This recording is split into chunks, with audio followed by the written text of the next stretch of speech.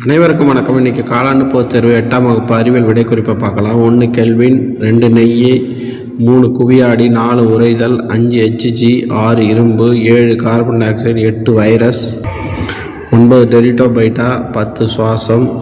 கோடிட்டிடம் பார்த்தீங்கன்னா 6.023 × 10⁻23, 12 pascal, 13 45 degree, 14 வெப்பம், tungsten குறியீடு W, ஒளி, உலர்பனி குளிரூட்டியாக பயன்படுகிறது. நுண்ணோக்கி ஒரு விதையினை கொண்டது. மிகப்பெரிய செல் நெருப்புக்கோழியின் முட்டை. பொறுத்துக்கு பார்த்தீங்கன்னா 1க்கு குவியாடி பின்னோக்கு பார்வையாடி, 2 ரேடியோ தொலைநோக்கி, 3 சைனை பை சைனார் ஈக்குவல் μ, 4 வானவில், 5 கலைடாஸ்கோப்பு, அப்படி இல்லைனா μ ஈக்குவல் C/V. சரியா தவறா பார்த்தீங்கன்னா தவறு, சரி, தவறு, சரி, அதுக்கப்புறம் சரி, சரி, தவறு, சரி, சரி, தவறு, சரி. வெப்பநிலை அளவிட பயன்படும் அலகுகள் செல்சியஸ், கெல்வின், ஃபாரன்ஹீட். அடுத்து ஒப்புமை வகை கடிகாரம், எண்ணிலக்க வகை கடிகாரம். நிலை உராய்வு, உருளும் உராய்வு. குழி மற்றும் குவியாடியின் பயன்கள் பின்னோக்கு ஆடியாகவும் பயன்படுகிறது, மருத்துவர்கள் பயன்படுத்துகிறாங்க. குவிய தொலைவு வரையறு. ஆடி மையத்திற்கும் முதன்மை குவியத்திற்கும் இடைப்பட்ட தொலைவு. வெப்பாற்றலின் விளைவுகள் நிலைமாற்றம், விரிவடைதல், வெப்பநிலை உறைவு. 1 கலோரி வரையறு. 1 கிராம் நீரின் வெப்பநிலை 1 டிகிரி செல்சியஸ் உயர்த்த தேவைப்படும் வெப்பாற்றலின் அளவு. நீரில் உள்ள தனிமங்கள் ஆக்சிஜன் மற்றும் ஹைட்ரஜன்.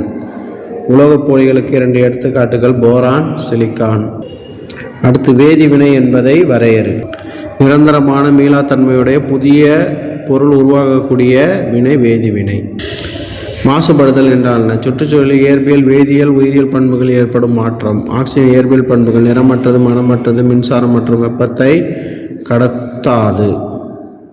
உலக வெப்பமயமாதல் அதான் எழுதியிருப்பாங்க. நைட்ரஜனை நிலைப்படுத்தும் பாக்டீரியாவின் பெயர்கள் ரைசோபியம், நாஸ்டாக்.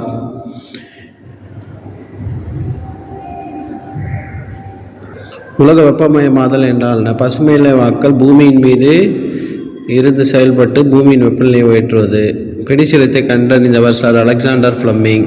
தாலஸ் வரையறு. தாவர உடல், வேர், தண்டு, இலை என வேறுபாடற்றது தாலஸ் எனப்படும். பூஞ்சைகளில் ஏதேனும் பொருளாதார முக்கியத்துவம். பெனிசிலியம் தயாரிக்க பயன்படுகிறது. ஈஸ்ட் நொதித்தலுக்கு பயன்படுகிறது.